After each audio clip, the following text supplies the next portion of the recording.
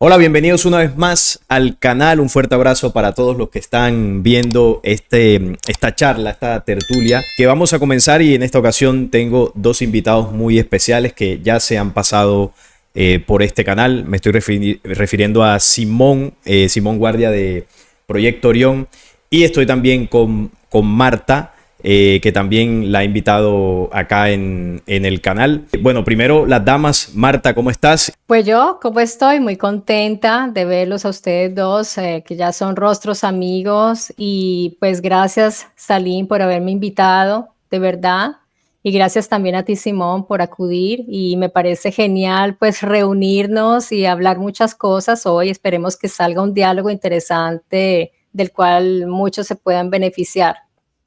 Compártenos tu canal, tus redes, para que las personas conozcan un poco más, los que no te hayan visto todavía. Ok, sí, yo tengo, bueno, yo estoy gestionando mi Story Channel hace más o menos unos casi, sí, ya son 4 años. Y allí puedo presentar, he presentado algunos autores, tanto italianos como suramericanos. También presento traducciones, presento distintos libros, y me baso mucho, sobre todo, en lo que es la lectura de los libros antiguos y las civilizaciones antiguas, esa que llamamos la historia no contada o alternativa, entre comillas, de la cual los historiadores oficiales no hablan. Entonces trato de hacer esa difusión en mi canal. Ok, muchísimas gracias. Ahí lo tienen, Mystery Channel. Y también tenemos a Simón. Simón, ¿cómo vas? Muchas gracias por la invitación y bueno, estoy aquí bastante contento en compartir nuevamente mesa ahora juntos, Salim y Marta, donde vamos a explorar distintos temas y ver cómo de los mismos temas de conversación, cómo cada canal tiene formas diferentes de explicar los mismos asuntos. Y eso me da bastante curiosidad, y qué mejor manera de compartir en una misma mesa, ver entre un tema de conversación, que sería hoy el tema de Yahvé, cómo nosotros podemos explicar estos asuntos. Y bueno, con respecto a Proyecto Orión, vengo desde el 2020. Yo sí me he dedicado más, no solamente en el aspecto literal, sino también compartir información en el aspecto académico y también en el aspecto más tirando a lo espiritual o lo interpretativo. Y esa vertiente tan abierta de repente pudo abarcar mucho público, pero también pudo abarcar también mucho conflicto, mucha polémica, y eso también es bueno, este espacio para ir aclarando punto por punto todo ese tipo de confusiones, y también mi perspectiva personal, más allá de la presentación de otros, con respecto a la presentación personal que hago en mi canal. Así que muchas gracias de antemano a todos por darme la invitación aquí y compartir esto. No, bienvenidos. Bueno, el tema de hoy va a ser muy interesante porque Simón ya lo mencionaba. Nosotros tocamos en varias ocasiones temas bastante parecidos, y en muchos casos esos temas que tocamos con cierta similitud tienen matices de diferencia. Y claro, muchas de las personas que nos siguen ven los tres canales. Entonces de pronto hay seguidores de Marta que ven algún video o alguna interpretación de Simón sobre un mismo tema que ya Marta ha tocado. Y como quizás los han visto juntos en colaboraciones que han hecho, mucha gente pensará que ustedes piensan igual, o tienen la misma visión sobre esa temática. Y de pronto ven el video de Simón y le dicen a Marta: oye, pero mira lo que dijo Simón, esto es bastante diferente a lo que tú dices, ¿qué opinas de esto? Como también me ha pasado a mí, con de pronto videos de Simón, que hay personas que me siguen, me dicen: oye, ¿escuchaste el último video de Simón? Claro, yo voy a algunos y yo lo que siempre digo: bueno, pero esa es la visión, la postura de Simón o de cualquier otro youtuber.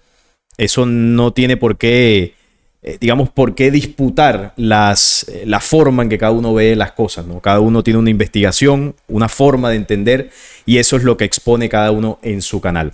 Pero hay un video que tú sacaste, Simón, hace poco, que no recuerdo el título que le pusiste, no sé si tú lo puedes recordar, pero... Entre lo literal y lo interpretativo, creo. Exacto. Tiene que ver con eso, con la interpretación que se hace del Antiguo Testamento. Hay una visión, sobre todo cercana a las traducciones de Mauro Viglino, donde se hace una interpretación literal de lo que dice ahí, una traducción. Y hay una versión más cercana a la Cábala, como tú lo explicabas en ese video, que hace una interpretación de los textos, podríamos llamarlo así, más espiritual, más simbólico de eso que ocurre. Y tú ponías un ejemplo, por el de la serpiente del Génesis, que en la interpretación literal, pues uno podría pensar que era un animal, un reptil, y claro, la lógica te invita a pensar que el ver eso literal no tiene mucho sentido porque las serpientes no hablan, porque eso es lo que vemos en el mundo cotidiano. Pero en la interpretación cabalística, eso tendría otra representación, otro símbolo, otra sabiduría encriptada en ese mensaje y en ese relato del Génesis. En este video, yo sé que generó mucha polémica, a mí me lo compartieron, yo lo estuve viendo, leí los comentarios donde está la polémica encendida. Y claro, yo he hablado de ese tema aquí también en mi canal y la gente me decía, oye, ¿qué opinas? Yo te he escuchado que tú has tocado ese tema con una visión diferente. Y luego me encontré con el video de Marta, donde ella hace una video reacción sobre ese video tuyo, Simón, el de la interpretación literal del Antiguo Testamento. Y ella también expone ahí su postura, porque de pronto muchas personas que la siguen a ella estaban esperando escuchar qué opinaba ella de eso.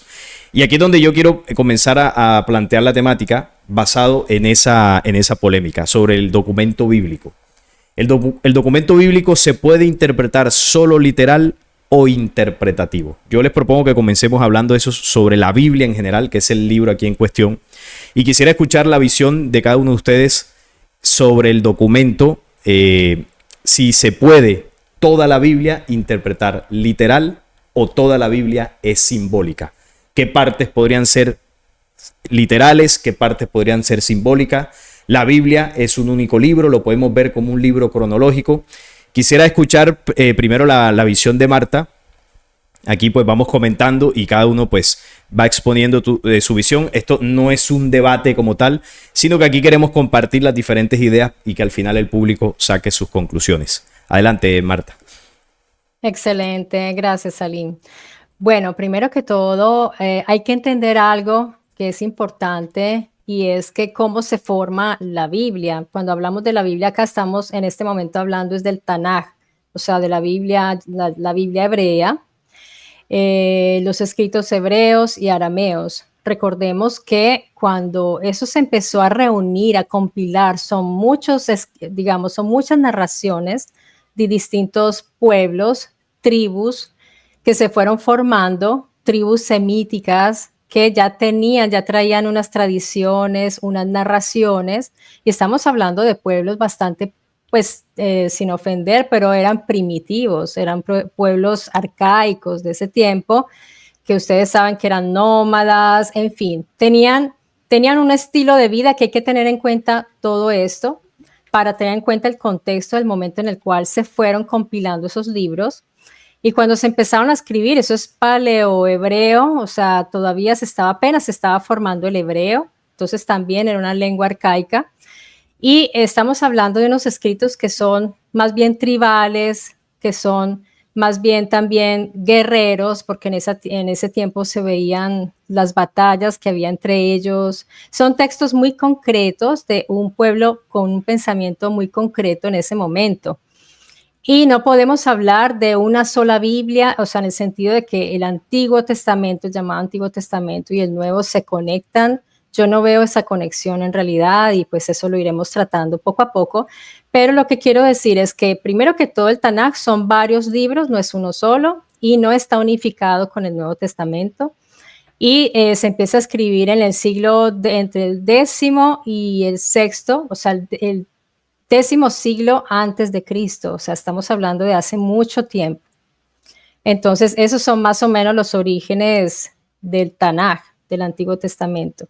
Y tú me habías preguntado algo sobre la lectura literal, algo así, no sé si sí, contesté la... No, sí, te estaba primero preguntando, pues, para dar nuestra visión sobre la Biblia como libro, su origen, exacto, cómo se conformó, y luego pues ya entraremos a opinar sobre si teniendo en cuenta el origen de la Biblia, cómo se conformó, qué es la Biblia en sí, ahí ya podríamos entrar a compartir nuestras ideas sobre si se podría analizar totalmente literal o hay unas partes interpretativas, que hay un conocimiento oculto detrás. Que esa sería, digamos, la segunda parte de este momento. Simón, ¿qué opinas tú de eso, sobre la Biblia? ¿Consideras que es un documento que se puede entender como un único libro, teniendo en cuenta sus orígenes? ¿Qué nos puedes compartir tú, por ejemplo, de los orígenes de este documento? En respuesta corta, no. Único libro no. Ok, respuesta ahora larga. Fíjate, son 76 libros. En Hebreos Protestantes son unos 66, unos 63. Es decir, que si el libro no se contradice el Génesis y el Apocalipsis, es decir, nada más ver, por ejemplo, las contradicciones de Yahvé, que una parte dice que no se arrepiente y por otra parte dice me arrepiento de haber creado el hombre, ¿ok? Entonces, claro, más adelante, como vamos a ir viendo, las diferencias que va a presentar el Jesús de otro Elohim, quizás de otra naturaleza, es distinto a esta presentación de Yahvé que vemos en el Antiguo Testamento. Entonces, ya de plano, no es una linealidad del Génesis al Apocalipsis. Claro, el cristianismo pretende unir estas dos ideas y a mí me han atacado bastante en el canal. Pues, ¿cómo es posible que tú digas que Yahvé no es el mismo padre de Jesús? Entonces, de alguna manera, esto trata de unir la religión cuando el sentido de esto no es rechazar la Biblia, porque por algo estamos nosotros tres aquí hablando del libro. Es que el libro, gracias a investigaciones como Mauro Biglino, nos muestra un fenómeno muchísimo más grande, que ya lo estaban denunciando el siglo pasado, es el fenómeno extraterrestre, las naves y los posibles seres no humanos, venidos de otras dimensiones, de otros planetas, pero que humanos no eran, o por lo menos es lo que dice el texto. Entonces, por lo tanto, entender la Biblia como una verdad absoluta, partiendo del Génesis y el Apocalipsis, no se puede porque hay diferentes autores, épocas, dioses, es decir, una amalgama de cuestiones que implica darle un análisis como por separado, como dijo Marta, pues el hecho de unir el Antiguo Testamento con el Nuevo, como si fuera una línea, no hay un sentido coherente. Así es. Bueno, y yo para aportar también dentro de eso que están comentando, recogiendo lo que Marta decía, es cierto, ¿no?, que el Tanakh o Antiguo Testamento, ¿no?, para decirlo en general, es mucho más longevo, tiene miles de años, sus idiomas originales, hebreo, arameo, y como también Marta comentaba, fue escrito por distintas personas en distintas épocas y en diferentes contextos. Ahora, aquí hay algo también importante. Simón anotaba algo muy cierto, ¿no? La religión, por lo general, sí lo considera primero como un libro sagrado, como una verdad absoluta, y quizás como una historia lineal. Pero esa visión carece, ¿no?, de ciertos datos históricos que no se pueden negar que están ahí. Por ejemplo, la Biblia sabemos que ha sido un texto muy manipulado.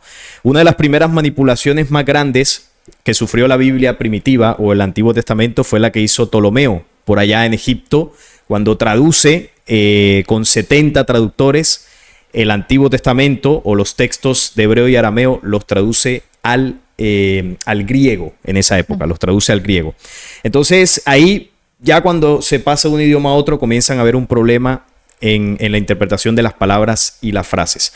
Pero ¿qué pasa? Que después de esto la Biblia siguió sufriendo cortes y manipulaciones. Otra de las más grandes que sufrió fue cuando se traduce específicamente al latín, que esto evidentemente fue dentro de los primeros siglos.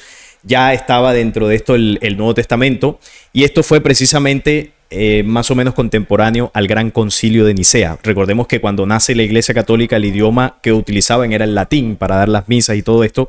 Por lo tanto, su texto sagrado tenía que estar en latín. Y ahí es donde se traduce a este idioma, y esto principalmente lo hizo Alfonso el Sabio. Todos líderes políticos, religiosos de distintas épocas que tenían el poder para tocar un libro supuestamente sagrado.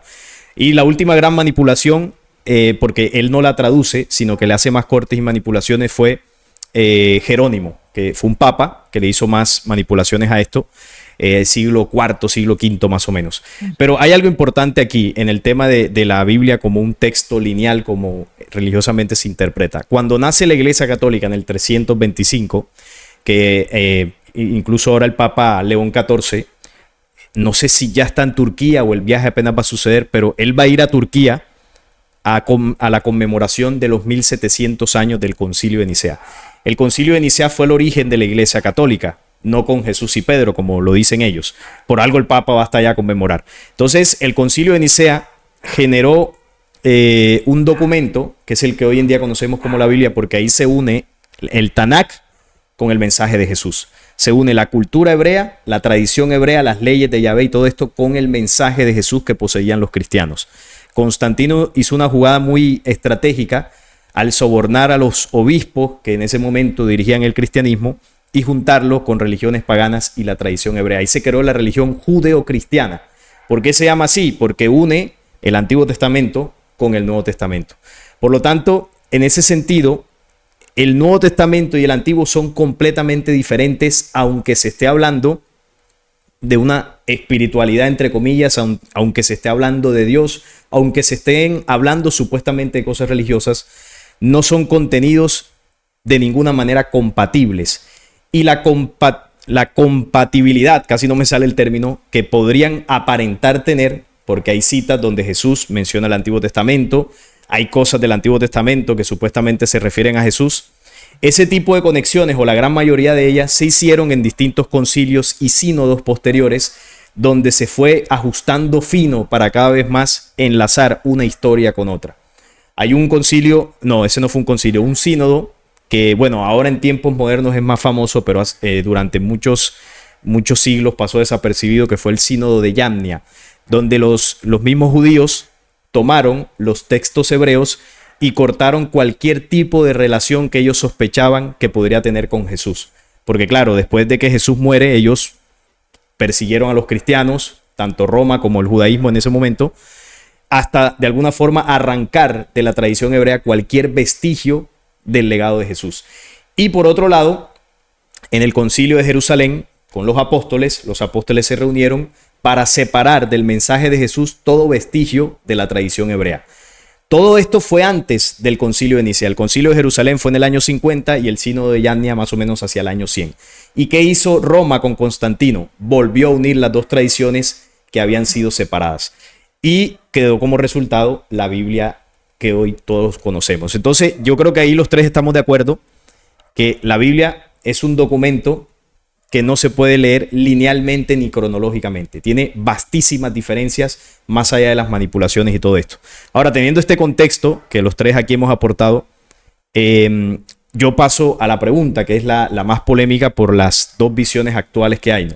La literal, basada en las traducciones de muchos eruditos como Mauro Biglino, y la interpretativa, que principalmente fomenta el movimiento cabalístico. Entonces, aquí yo les pregunto, ¿se puede interpretar la Biblia literal, solamente literal? ¿Se puede interpretar solo decodificando, ¿no?, supuestos mensajes que habría detrás de esos eventos? ¿Y qué partes podrían ser literales y qué partes no? Obviamente en general, no vamos a ir capítulo por capítulo. Por ejemplo, el Antiguo Testamento puede ser literal interpretativo, el Nuevo Testamento puede ser literal interpretativo, o en ambos se puede jugar con eso. ¿Qué opinas tú, Marta, de esta parte? Bueno, quería añadir a lo que tú acabas de decir algo también, para que la gente tenga como esa visión de la magnitud de las manipulaciones tan fuertes que se han hecho, que comenzaron desde el mismo judaísmo, desde el siglo VI, cuando empiezan las manipulaciones por parte del Sanedrín, donde ocultan todos los antropomorfismos de Yahvé, que tú también, Simón, has hablado al respecto, me parece. Sí, eso es un puntico que iba a hacer. Sí. Exacto. Entonces, ha sido muy fuerte de parte de los mismos judíos, por parte después de las traducciones, y cada quien a su conveniencia, también los cristianos. Respecto a lo que tú dices, Salim, esto es una discusión que ha tenido muchos debates y todavía se sigue debatiendo. Digamos que son muy pocos los que creen o pensamos que se deba leer literalmente. Y nos basamos sobre todo en eso que te dije al inicio, que yo les comentaba, que es el pensamiento hebreo original, porque es que después el pensamiento hebreo se vio permeado también por otras culturas como Babilonia, Egipto, los persas. Ellos se fueron dejando infiltrar. De ahí también viene el gnosticismo, de todas estas influencias de pensamientos gnósticos, como místicos, esotéricos, y además después entra también el pensamiento filosófico griego con el neoplatonismo y el platonismo. Entonces, imagínense todo lo que va entrando allí. Esta gente escribe de una manera muy clara y habla de unos individuos físicos que interactúan con ellos, que los llevan a hacer batallas, que les dan premios, que los castigan. Ellos narran unas historias y unas crónicas escritas por ellos y para ese pueblo que es el pueblo de Israel. Así que es algo muy concreto y yo me hago una pregunta, ¿por qué solo con la Biblia sucede esto y no con todos los libros en el mundo? Cualquier libro que tú tomes en tus manos y lo abres, tú lo lees y no te pones a pensar, ¿qué será lo que me quiso decir? ¿Será que dijo esto, pero era esta otra cosa? Tú simplemente lees y ya. O sea, es tu primera lectura. Imagínense ustedes si en esa época esta gente que eran prácticamente eran pastores de desiertos, semitas, iban a hacer una escritura para ser leída por estratos o con metáforas, con símbolos tan complejos que no se pudieran entender en una primera lectura. Yo me hago esa pregunta porque sin necesidad de hablar aquí de estudios filológicos que se han hecho, porque la lectura literal es la más difícil y es la que menos apoyo tiene, tanto de parte de la oficialidad como por parte de la iglesia, porque los oficiales dicen, pero ¿cómo me vas a decir tú a mí que ese carro de fuego era realmente, que era una máquina de fuego o que era un carro de fuego? Entonces, la lectura literal dice, no, lo que está hablando ahí Ezequiel no es precisamente un carro de fuego, está usando un recurso lingüístico del cual puede ayudarse para describir algo que él no comprende, pero lo está describiendo como lo ve. Esa es la lectura literal.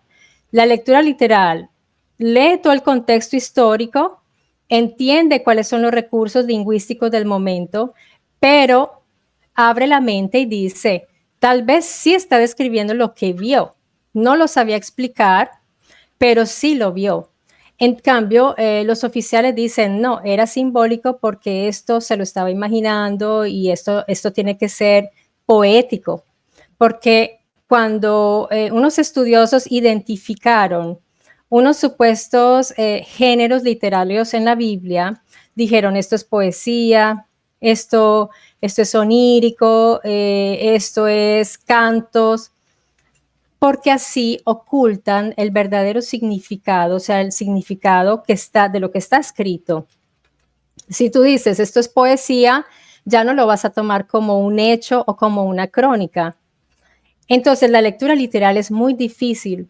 Yo les digo, es muy difícil porque tenemos que estudiar el triple de un religioso que tiene fe y que está viendo algo simbólico. Tenemos que estudiar el triple de una persona que es un historiador y que cuando ve algo extraño lo acomoda en el mito. Entonces, por eso es tan poco popular, porque no le gusta ni a los estudiosos, ni a los religiosos, ni a los creyentes. Solamente a las personas que dicen, bueno, démosle una posibilidad a que eso sí. ¿Y por qué le damos esa posibilidad? Porque se va a unir con muchas narraciones en el mundo y de otras culturas que efectivamente narran cosas muy similares, como en la India, en el Japón, la China, África, Mesoamérica. Entonces, eso te hace pensar. Claro, interesante eso que tú planteas ahí, de esas dos visiones, de lo literal y lo interpretativo. En lo literal hay que hacer un trabajo de investigación bastante profundo para poder entender los contextos, las traducciones, las palabras que se han utilizado. En cambio, en la fe es más fácil porque dice, bueno, un carro de fuego, Dios sabe cómo hace sus cosas, gestó ahí un milagro y ya está. Esa es la explicación. Simón. Eso es un misterio. Sí, exacto, Sí. es un misterio de Dios. Simón, ¿qué opinas tú en este punto sobre el documento bíblico? ¿Lo podemos interpretar solamente literal? ¿Hay dimensiones o niveles de interpretación como plantea la Cábala? ¿Toda la Biblia se puede poner bajo ese rasero, ya sea de lo literal o de lo interpretativo? ¿Qué consideras tú? Bueno, acompaño a Marta el peligro de interpretar algo que está escrito. Por ejemplo, cuando decimos, o no, vienen los dioses y dicen, haremos al hombre a nuestra imagen y semejanza. Entonces, miles de interpretaciones, no, eso fueron los ángeles, o eso fueron la Trinidad. Y se va ahí la religión a dar una vez porque no puede aceptar el hecho de que hay unos seres no humanos que intervinieron en la genética humana. ¿Ok? Entonces, para eso hay que dar 5, 10, 15 pasos atrás y ver primero lo literal. ¿Ok? Por ejemplo, 3 términos. Fácil. Kabod, algo pesado, que es una posición espacial y que es separado de Yahvé. Elohim, que sería el plural de muchos dioses. Y Malak, que está mal traducido, mal entendido como algo etérico, que en realidad son ángeles, o mejor dicho, enviados y mensajeros de custodios de Yahvé o de otros Elohim. ¿Ok? Por ejemplo, tenemos Jueces 6:21, que hay una alta tecnología que maneja estos Malak. Entonces el Señor el ángel del Señor extendió el bastón que tenía en la mano y con la punta tocó la carne y panes sin levadura. Eso lo usa mucho Mauro Iglino para exponer la tecnología de estos Malak. Entonces, toda esta historia en el Antiguo Testamento o en el Tanaj, la Biblia hebrea, habla de peleas por territorio, guerras entre Elohim, la cólera de Yahvé, y que todo un pueblo está bajo las leyes de este Yahvé, que curiosamente estas leyes se describen textualmente que son hechas bajo maldición, en el sentido de que, por ejemplo, Jeremías 11:3 dice, maldito el varón que no obedezca las palabras de este pacto. Y como todo el mundo era transgresor, siempre, y esto era un negocio para las castas sacerdotales, porque como todo el mundo pecaba, llevaban al cabrito y le hacían negocio a ellos. Es todo un círculo que armaban con estas leyes de Yahvé. Entonces, claro, aquí yo planteo tener 5 pistas, no tanto para el tema de la interpretación, sino dirigirnos al tema del espíritu, que eso ya lo adelanta Jesús de Nazaret. Pero bueno, la primera pista sería Jeremías 8:8, la pluma mentirosa de los escribas. Es decir, dice, ¿cómo decís nosotros somos sabios y la ley de Jehová está con nosotros? Ciertamente la ha cambiado en mentira la pluma mentirosa de los escribas. Entonces, como que, aunque el texto no dice explícitamente cuáles son los puntos de manipulación, sí hay puntos de manipulación y lo dice un profeta o un supuesto profeta, en este caso Jeremías. El segundo punto, lo que ya adelantó Marta, son las 18 enmiendas que ya Mario Sabán lo expone en su tesis de la Merkabah Historias del Nombre de Dios, donde borran y cambian todos los antropomorfismos, todas las partes físicas, porque no toleran el hecho de que Yahvé, su Dios, era alguien físico, que se apareció, por ejemplo, a Abraham junto a los 2 Ich, y 2 se fueron a Sodoma y Gomorra, y Abraham se quedó hablando con este Yahvé, forma física, y otras pistas más. Por ejemplo, la tercera, que es la más polémica, y es la parte de la postura de la Cábala, que indica esto de el exagerado de todo es una capa, y todos los textos de manera literal son excusas para dar una enseñanza espiritual, pero eso tiene un profundo problema, y es porque en todos los textos que hablan de las guerras y los homicidios de Yahvé se tapan con una enseñanza espiritual. Entonces, esas guerras no, en realidad eso significa de que los malos eran nuestras propias maldades internas y esas masacres son para hacer purificación, etcétera, etcétera, etcétera. Entonces, ese punto de vista ahí es lo que yo no estoy de acuerdo totalmente de la Cábala, porque entonces todo lo lanza a un nivel interpretativo y cualquier cosa que no gusta, no, vamos a interpretarlo, porque eso significa viajes del alma y no cosas textuales. Porque, por ejemplo, como el tema del diluvio, no, eso es interpretativo, pero yo sé que otras culturas también marcaron el diluvio, entonces no se lo inventaron. También otras culturas hablaron del diluvio, entre otros puntos de vista. Cuarto punto, penúltimo punto, sería el tema de Jesús de Nazaret, que sería algo que podemos hablar más adelante, es la distinción. Por ejemplo, Jesús presenta otro Dios, un Dios que los fariseos no conocían, por lo tanto era distinto a Yahvé. Un Dios que no era materia, como los Elohim, que sí eran físicos. Jesús plantea algo distinto, un espíritu que no se podía ver. 3, el que no tenía nada que ver con la ley dada por Yahvé. Mientras uno dio, por ejemplo, leyes para lo físico, Jesús dio principios como más para algo llamado nefesh o alma, que es básicamente, él dijo, la carne para nada sirve, entonces todo lo que Yahvé dio, de alguna manera se va al traste cuando nosotros buscamos el espíritu. Entonces ya aquí entra un tema de la espiritualidad que no necesariamente tiene que ir ligado y abrazar todo el Antiguo Testamento y ahora lanzar la interpretación espiritual a todo. Hay que hacer la distinción entre lo que presenta Jesús como tesis y lo que presenta Yahvé en la tesis del Antiguo Testamento. Y como último, y es una pista interesante, que es lo que en este caso en lo personal yo lo veo como una transición, es el tema del olam. La palabra olam es una mala traducción, le dan como eternidad.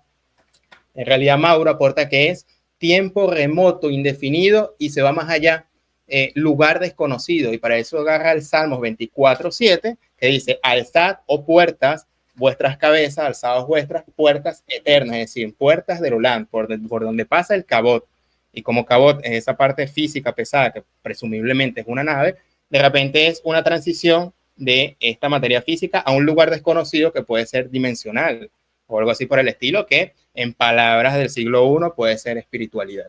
Pero en definitiva, hay algo más de donde provienen estos Elohim. Más allá de eso sería interpretación. Solamente me tengo el texto. Entonces, partiendo de este principio, para esclarecer un poco de dónde estoy partiendo. No estoy partiendo del punto de vista de la cábala. Estoy partiendo del punto de vista más etimológico de las palabras y ver cuál es el conflicto. El conflicto, pienso yo, es meter algunas cosas que dijo Jesús y abrazar todo el Viejo Testamento como que si Jesús estuvo totalmente de acuerdo, o hacer cristiano es unir los dos dioses como si fueran uno. Ahí entra el tema del conflicto. Claro, interesante esas posturas. Y bueno, lo que yo puedo... Ahí está Marta. No, ahí está Marta. Ok, ya te doy paso, Marta, enseguida. Sí, no, lo que quería apuntar aquí es que, según lo que ustedes nos han comentado, y es algo que yo también lo entiendo más o menos de esa forma, bueno, la Biblia da para todo, ¿no? La Biblia es un documento que, de acuerdo a la necesidad de la religión cristiana o de la cábala o del judaísmo, se puede interpretar para los intereses de quien esté buscando pues sacar algo de ahí, ¿no? Los cristianos la interpretan de una forma, los judíos de otra, la cábala tiene otra interpretación y da para todo. Lo cierto es que la Biblia contiene eventos históricos que sí sucedieron, y Simón colocaba el ejemplo del diluvio. Eso sí, tú le puedes buscar una interpretación, le puedes buscar una enseñanza, perfecto, lo que tú quieras, pero es un evento que ocurrió, descrito en todas las culturas del mundo. Y ahorita vamos a analizar también lo de la serpiente, que es el punto polémico que tocaba Simón también. Marta, adelante, ¿querías comentar algo?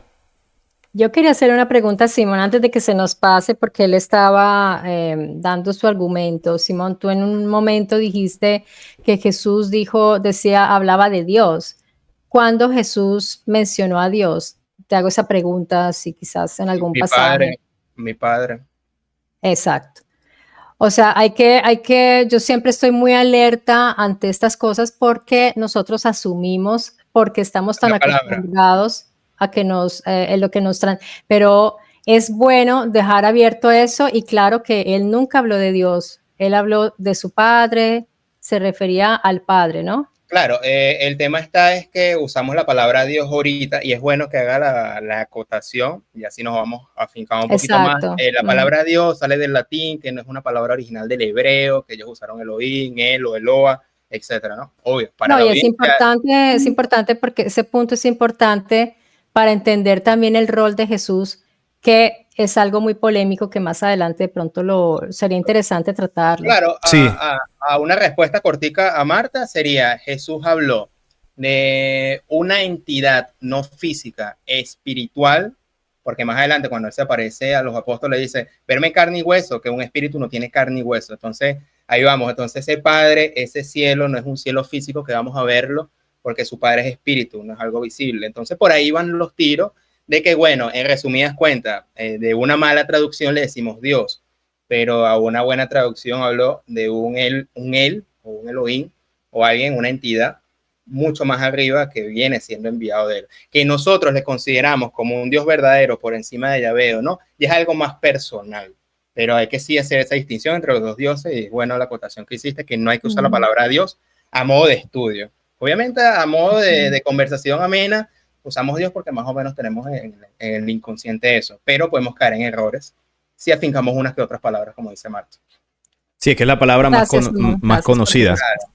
La palabra es la forma coloquial, pero no es correcta. Pero miren que yo en eso sí hago mucho énfasis. Sí. Es bueno que las personas estén pilas con eso, porque para que se puedan hacer preguntas. ¿Quién era el padre de Jesús? Esa es una pregunta interesante, y no dar por sentado que era Dios. Exacto. Así es. No, y es que de hecho el término Dios, y bueno, esto yo lo toco algunas veces en el canal, es la forma en que nosotros le llamamos porque heredamos esa tradición, esa costumbre de la influencia de los seres del pasado, de los Elohim. Los dioses son los Elohim. Eso es lo que la humanidad le llamó dioses. Cuando Jesús vino hablando de un ser superior, no le llamó de la misma forma porque no tiene ese término y tampoco le puso nombre. Los Elohim se les colocaba nombre, o ellos mismos en muchos casos se presentaban con algún nombre, supuestamente. Pero bueno, ese es un tema que quizás lo podemos matizar más adelante. Yo quería referirme en este punto, ya que estamos hablando de la Biblia, entrando a un tema polémico y es la naturaleza de Dios y precisamente ese origen del mal. Y bueno, aquí estamos, es un puente perfecto porque estamos hablando de eso. A mí me han comentado mucho, yo al igual que ustedes recibo muchas críticas, eso es normal cuando toco temas polémicos. Yo recuerdo que hace poco hice un video sobre la cábala porque la gente quería escuchar mi visión sobre la cábala en general. Yo hace poco he hecho varios videos con un invitado español, Javi, de Surfeando el Kali Yuga, que él estudia mucho la cábala y él en esos videos conmigo hace comentarios sobre aspectos positivos de la cábala. Claro, yo en mi canal, yo no soy estudioso de la cábala, yo no comparto el conocimiento o difundo el conocimiento de la cábala, porque considero, según mi investigación, que es una sabiduría que proviene de la misma serpiente. Entonces, a mí me comparten los videos de algunos creadores de contenido. Oye, mira, pero está denunciando por allá al falso Dios, pero defiende la cábala. Por ejemplo, Javi habla de la manipulación del Antiguo Testamento, del plan oscuro del judaísmo a nivel mundial y considera que algo se puede rescatar de la cábala. Y yo hice ese video para exponer mi visión, porque considero que la cábala es una sabiduría totalmente oscura, por más que se disfrace de luz. Y aquí yo quiero poner el dedo en la llaga, como se dice. Porque yo sé que Simón ha recibido críticas por eso, como yo también las he recibido. También a todo el mundo. A todo el mundo. Y yo sé que te han dicho, oye Simón, ¿cómo compartes ciertas visiones de la cábala como considerándolo como una sabiduría positiva? Incluso cuando vi el video de la serpiente, colocabas a un cabalista explicando eso que tú decías de que no, hay capas de interpretación. Entonces en la capa literal, que es el Antiguo Testamento, ahí puede estar la pezuña de Satanás porque se puede hacer una mala interpretación, pero la cábala es la que te da otras capas de espiritualidad o interpretaciones espirituales para entenderlo. Y claro, la gente dice, oye, pero si Simón ha denunciado a Yahvé, la oscuridad que hay en ese personaje, basado en Mauro Viglino y en muchas otras cosas, ¿cómo toma una sabiduría del mismo pueblo, del mismo ser, para de alguna forma decir, oye, aquí puede haber algo positivo? ¿Cómo ven ustedes esa postura que es polémica? Y bueno, y aprovechando que tengo a Simón aquí y a Marta, porque hay, además de Simón, yo he visto otros canales que plantean esa situación. ¿Cómo interpretan ustedes esto? ¿Ven ahí una dualidad en las interpretaciones o en la forma de ver este punto? ¿O qué consideran ustedes de esa parte? Simón, primero te pregunto a ti, porque sé que hay muchas personas que están esperando que tú expliques esa aparente dualidad, ¿no? Como que, bueno, por un lado estoy acá denunciando a Yahvé, pero por el otro no, mira, la cábala pues tiene luz, puede ser positiva. Bueno, yo digo, donde está la trampa está la solución, donde está la cizaña y está el trigo. ¿En qué sentido? ¿En qué sentido? Por ejemplo, Jesús de Nazaret no se aisló a explicar una filosofía original fuera de su contexto, sino que él usó algo que puede ser de un mal árbol y de un mal fruto y extrajo de ahí lo que sería el corazón de la ley, que sería el amor, románticamente.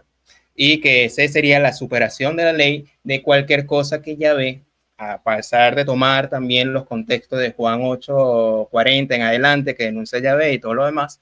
Y vaya, es decir, a pesar de que está usando algo de una herencia, de un Elohim, que no es, digamos, la entidad superior creadora suprema, aún así da las llaves para redirigir todo eso, ¿a dónde? ¿Hacia afuera? No, hacia el espíritu interior. Entonces, ¿cuál es el contexto ahorita? La cábala está tomando una fama muy tremenda y entre los cabalistas tampoco no se toman de acuerdo. Por ejemplo, Mario Sabán, Albert Gosla, un interesante expositor llamado Jajaba Ben Shabbat también habla un poquito de cábala. Y cuando vean, también ellos se contradicen. Tienen posturas distintas.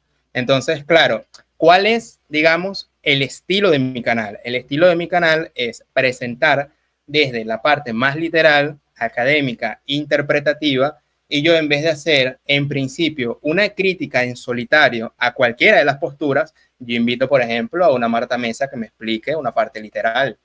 O vengo a salir, le invito al canal y en vez de criticar a la gnosis, decir, no, la gnosis habla cuestiones del demonio y del demiurgo y son unos solitarios, no, vamos a invitar a Salim para que nos explique, y 2, 3 veces, cuanto mucho. De la Pero misma tú no me has vuelto a invitar. ¿Ah? bueno, Tú te no me has invito, vuelto a- aquí te voy a invitar nuevamente.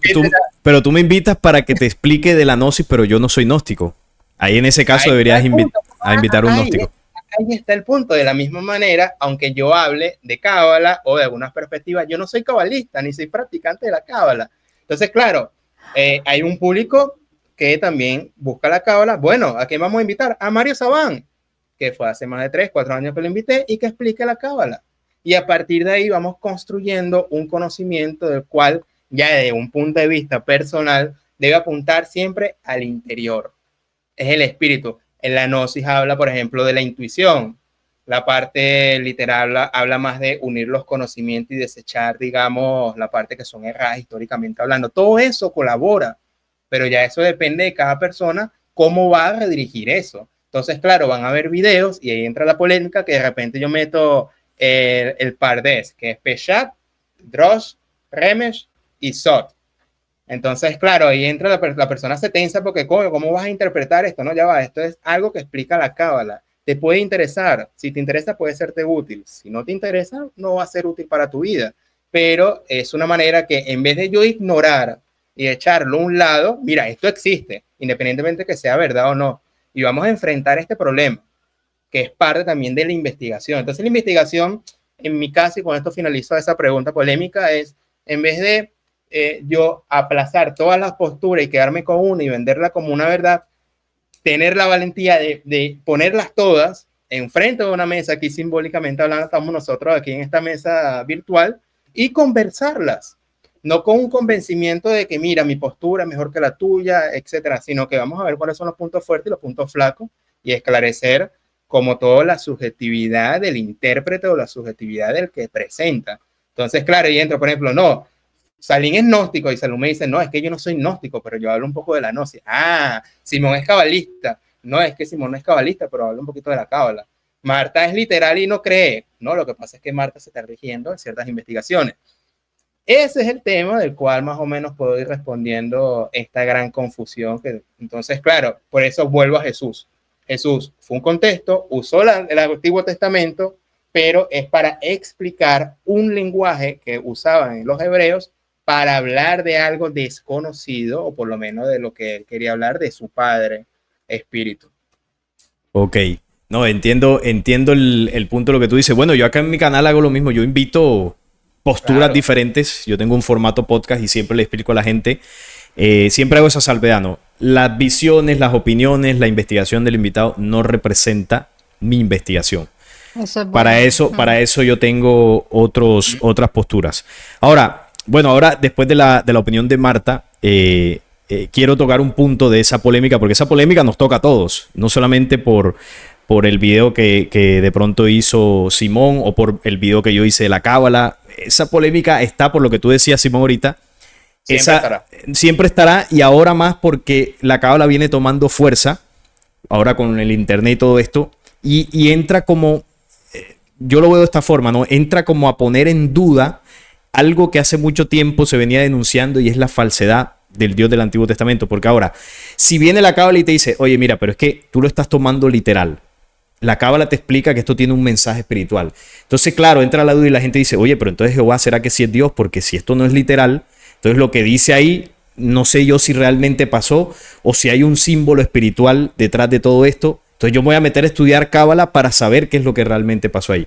Eso es lo que comienza a suceder en algunas personas, pero ahorita quiero profundizar en eso. Marta, ¿qué opinas tú de lo que le preguntabas a Simón sobre, bueno, el tema de que es compatible denunciar a Yahvé con considerar un conocimiento de la misma cultura como algo positivo? ¿Crees que hay compatibilidad, o quizás si hacemos eso podríamos estar navegando en una dualidad? Bueno, antes que nada, yo manejo este tema muy distinto a ustedes, porque cuando yo presento, por ejemplo, la cábala, yo siempre tomo distancia del objeto que estoy presentando, porque así, y eso se lo aclaro mucho a la gente que viene al canal, porque ellos entienden que yo no estoy llevándoles la información para que ellos se hagan seguidores del cabalista que estoy presentando. Exacto. Yo les digo, y siempre aclaro, porque es que las personas se pueden confundir, siempre les aclaro, miren, yo les traigo a Saban porque él es un experto de ese tema, pero, entonces yo les explico cuál es mi punto de vista. Yo siempre tengo que, digamos, darles todo el tiempo cuál es mi posición frente a eso y les digo, ahora voy a darles mi opinión personal, porque la gente quiere saber cuál es tu posición. Y ahora yo les cuento a ustedes, por ejemplo, para mí lo que son las cábalas o, por ejemplo, el otro día presenté el Kybalión también para hablar desde el punto de vista que yo llevo en el canal. Son textos interesantes porque ahí hay un germen que muy posiblemente encierra una ciencia. Yo siempre busco eso, siempre estoy buscando dónde está la ciencia, la posible, digamos, ese conocimiento que se transmitió al inicio, desafortunadamente cayó en manos de los sacerdotes, que fue, qué casualidad, fue la primera casta de élite que existió, fueron los sacerdotes, porque es que a ellos fue que se les depositó un conocimiento que traían esos individuos que venían de afuera, se lo depositaron a ellos y trataban directamente con ellos, y cuando ellos se fueron, los sacerdotes quedan con eso y muchas veces lo han criptado y lo han envuelto en todas esas capas o teológicas o místicas para que eso se pueda transmitir de una manera como un conocimiento exclusivo de una cierta rama de personas, digamos, limitando el número de personas que lo pueden tener. Pero yo no voy en busca del misterio ni de digamos, de la magia o del oscuro, de la mística. No me interesa. Me interesa ver si ahí hay algo de ciencia, porque ahí está la huella de los llamados dioses, de esos individuos que venían y traían conocimientos reales y concretos. Que me gusta mucho el ejemplo del oro, por ejemplo, porque el oro no servía para nada en la antigüedad. Desde el Paleolítico, el oro lo buscaban. Ya había minas para extraer oro en ese tiempo. ¿Por qué? ¿Por qué un hombre de la edad de piedra se va a interesar en el oro? Simplemente porque alguien le dijo que lo extrajera, porque ese alguien sabía para qué servía. ¿Para qué servía?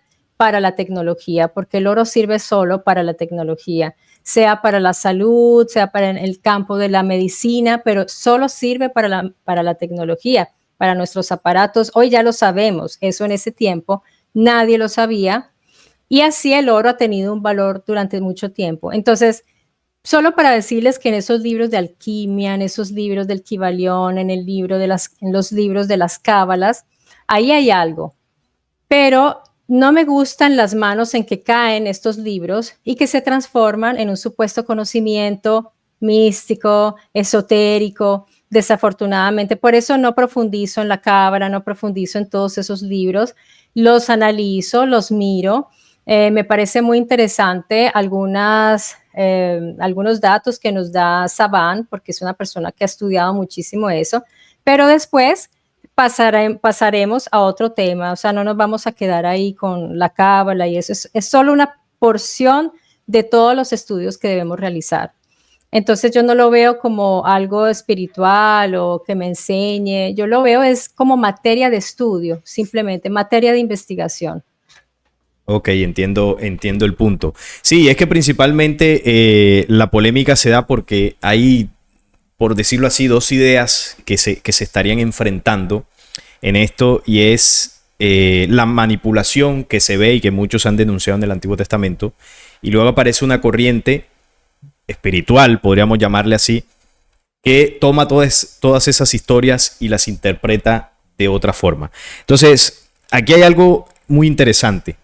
Yo creo que aquí los tres estamos de acuerdo en que en el Antiguo Testamento ocurrió un proceso de la intervención de dioses, o más bien seres que venían de otros lados. Marta lo ha sustentado en varios de sus videos con el tema de los Anunnaki, las tablas sumerias, con las investigaciones de Sitchin y muchos otros. Es decir, estos investigadores te reportan, te han difundido que en el pasado ocurrió una invasión extraterrena a la Tierra. Si vamos a Mauro Viglino, más de lo mismo. Él te habla en términos de los Elohim, porque es lo que él ha traducido de los documentos bíblicos.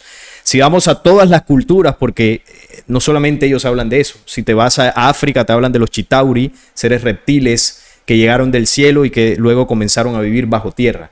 Si vamos a Mesoamérica, también está la presencia de seres que venían de lo alto y contactaban. Medio Oriente está plagado de esas historias, la India con las historias del Mahabharata, es decir, en el pasado ocurrió la intervención de civilizaciones que no eran humanas y que contribuyeron en el desarrollo de ciertas civilizaciones, algunas para bien y otras para mal. En el caso de Medio Oriente, por toda la documentación histórica que podemos tener de diversos investigadores, las civilizaciones que contactaron en Medio Oriente eran de naturaleza negativa.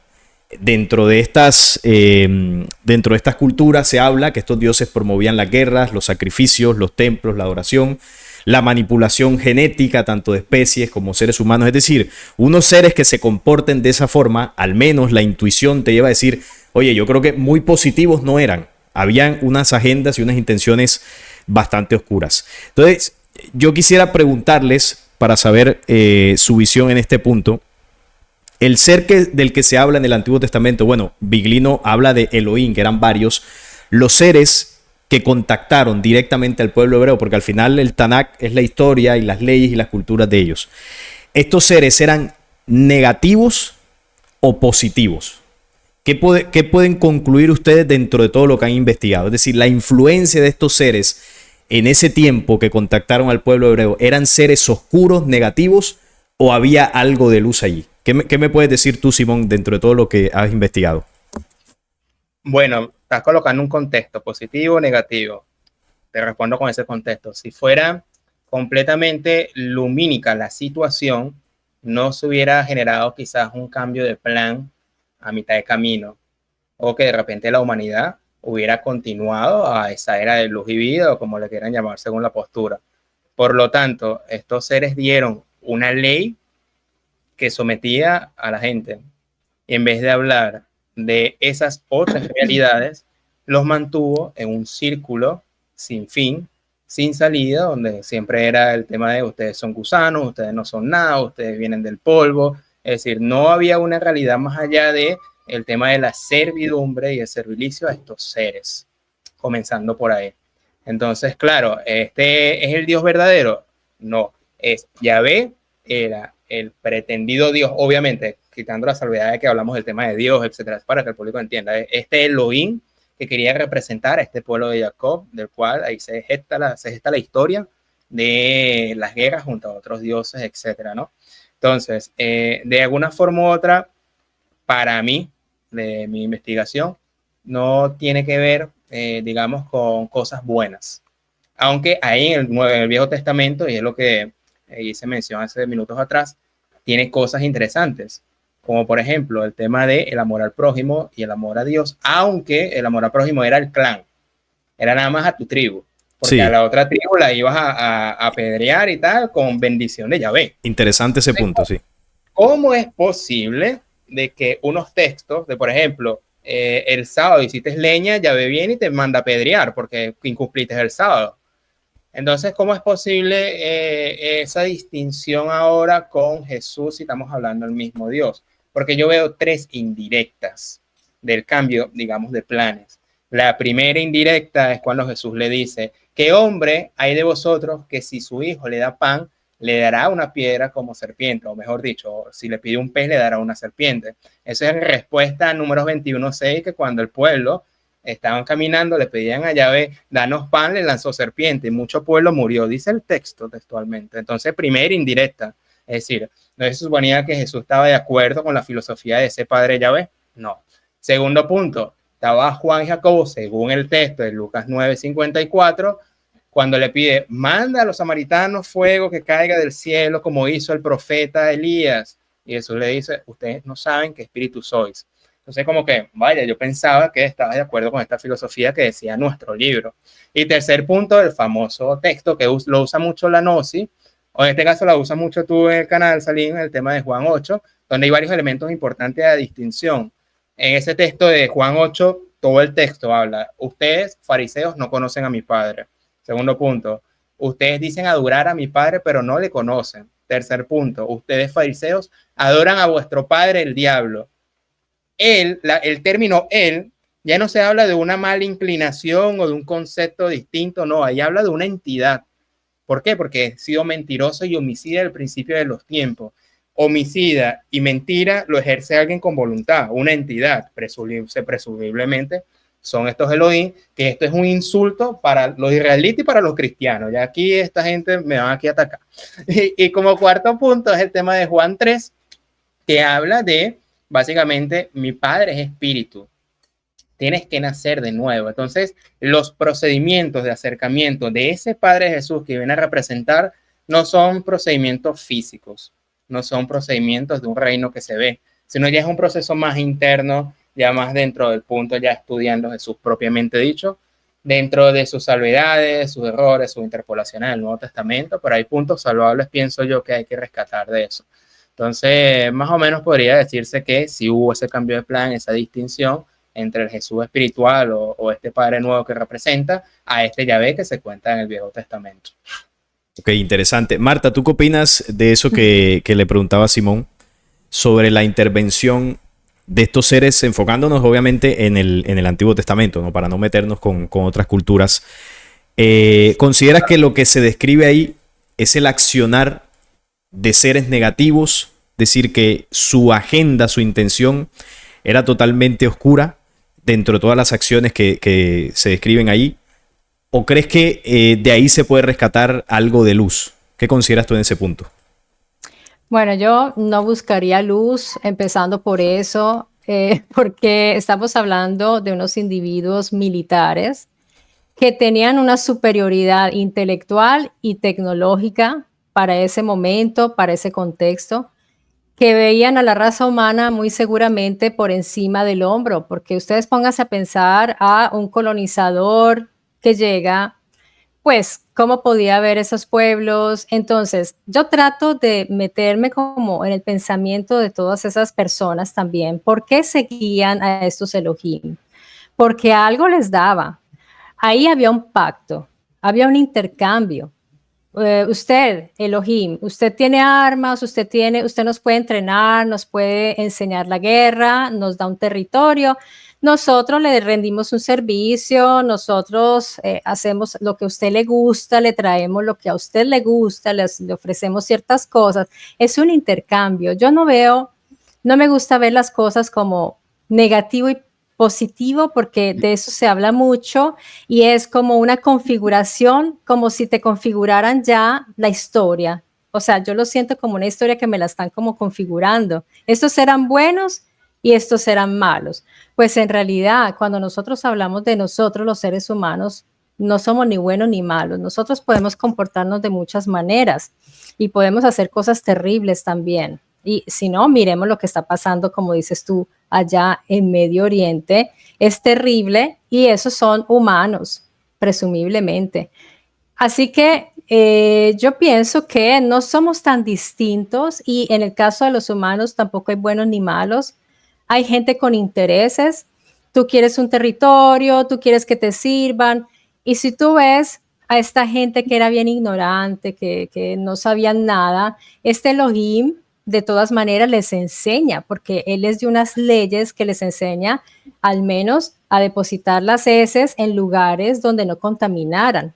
Les enseña a tener el botadero afuera de la ciudad, que era el famoso Gehenna, que suelen llamar el infierno. Les enseña higiene, les enseña una cantidad de normas que ese pueblo se fue civilizando. De hecho, eran distintos los israelitas a otras poblaciones que eran como más salvajes, como más inciviles. Estos israelitas se comportaban de una cierta manera. Entonces, yo no lo configuro así. Yo no creo que allí haya oscuridad o luz. Yo pienso que ahí simplemente había individuos de carne y hueso con sentimientos, con celos, con envidias, con también pasiones y quizás también amor, porque es que yo no creo que estos seres sean simplemente oscuros, negativos o malos. Yo pienso que no es así. Yo tengo esa idea, puede ser que me equivoque, pero es como lo que me he ido formando yo después de leer esta historia. Claro, interesante. Sí, y por eso hago la pregunta para que las personas escuchen las distintas visiones. Yo, por supuesto, y bueno, y los que han visto mi canal, yo soy un poco más categórico en ciertos puntos por la visión que tengo. Eh, yo considero que en el universo hay verdades absolutas, es decir, hay cosas que si bien se pueden intentar interpretar desde la dualidad, para mí, al menos para mí, no la tienen. Es decir, si a mí me preguntas por Yahvé, por los Elohim, para mí, para mí pertenecen a una raza completamente oscura. Es decir, a lo que me refiero con esto es que cuando se habla de la dualidad, de la luz o del bien que ellos mostraban en algunas ocasiones, como Marta muy bien lo explicaba, para mí eso es una estrategia que hace parte del mismo proceso de control. Es decir, si yo quiero, para poner un ejemplo, ¿no? Si yo quiero manipular a una población y quiero que me hagan caso, quiero mantenerlos sujetos a mi mandato, yo no puedo llegar y arrasarlos, manipularlos, golpearlos así de entrada, porque al final no me van a obedecer, me van a tener temor y quizás preferirán huir antes que quedarse conmigo. Entonces sí, yo tengo que demostrar planes de manipulación, pero a su vez tengo que mostrarles mano blanda para que ellos digan, bueno, este si me porto bien me bendice, pero si me porto mal ya sé que me castiga. Pienso que esa dualidad ellos la mostraban intencionalmente para que el pueblo aceptara el mandato de estos dioses. Por lo menos yo lo veo de esa forma, porque aquí entra el tema polémico, ¿no? Que estamos hablando de la cábala. Para mí, al menos para mí, una sabiduría que procede del mismo Yahvé no tiene mucho sentido que sea espiritual, porque es el mismo Dios de los ejércitos. Es decir, para mí Yahvé nunca enseñó nada espiritual, porque al final es un conocimiento que procede de la misma fuente. Las 613 leyes, los 10 mandamientos, que incluso ellos tomaron de otras culturas como la egipcia, la mesopotámica, para configurar muchas de sus estructuras de leyes y mandatos. Entonces, ahí se entiende que los Elohim que enseñaron esas leyes en Mesopotamia fueron los mismos que luego contactaron a los hebreos. Por eso hay varias cosas similares en estas culturas. Bueno, además que Yahvé elige a Abraham en Ur de Caldea. Abraham era de allí, de Mesopotamia. Solo que hacía parte de los pueblos semíticos y Yahvé llega ahí, contacta, le enseña al hebreo y a partir de ahí comienza una historia. Entonces, en este tema de verdades absolutas o verdades relativas, a mí me parece muy interesante porque, claro, es un tema que se puede debatir, que se puede analizar.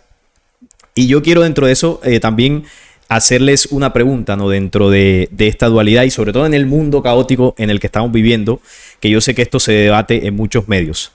Por ejemplo, el tema, ustedes saben que hay un tema muy polémico que es el de la diversidad de género. Y claro, ahí la polémica es tremenda. Pero, como les decía ahorita, a mí me gusta buscar las verdades absolutas para identificar si un accionar humano está sujeto a esa ley o está desviado. Hay una ley universal que es indiscutible, ni siquiera los mismos que promueven estas ideologías lo pueden negar. La vida en el universo se da cuando se unen unas fuerzas.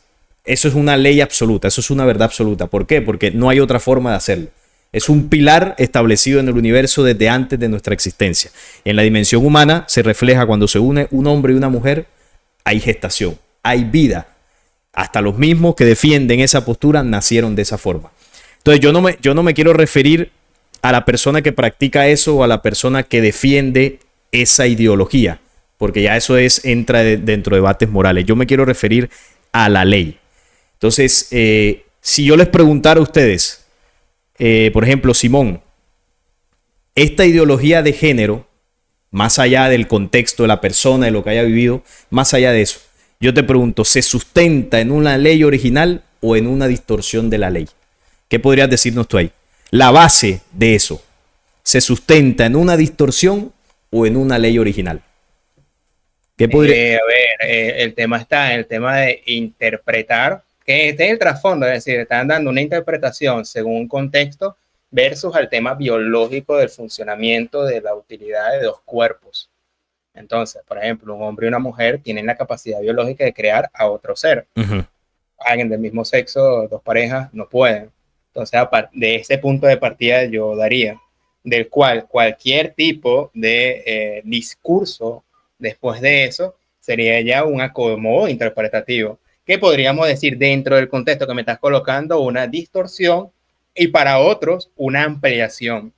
Por eso ahí entra el debate. Porque Sí, ahí entra el debate entra ya a partir de la interpretación. De cómo, porque no, pero resulta que hay casos que resulta ser que personas de diferentes géneros tienen más conflictos que aquellas que tienen el mismo género. Entonces, en distintas situaciones, que obviamente hay una paleta de grises que entra ahí la conversación, porque en realidad aquí no va a llegar a estas dos opiniones. Si lo partimos del tema del discurso, si lo partimos del tema biológico, eso es en 3 líneas. 2 géneros distintos generan, 2 géneros iguales no generan. Esa es la respuesta. Es que esa es la ley. O sea, si a ti te dijeran, mira, tienes que gestar la vida en un planeta, tienes la opción de elegir un hombre, una mujer o cualquier otra ideología, ¿cuál elegirías para fomentar? Claro, un hombre y una mujer. Y se elige porque no hay más.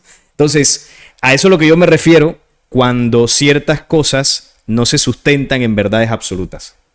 Eso es una verdad universal. De hecho, cuando vemos las galaxias, los sistemas solares, estas creaciones se reproducen de la misma forma. No literalmente de que se acuestan, ¿no? Como hacemos nosotros en una relación biológica, sino que unen las mismas fuerzas.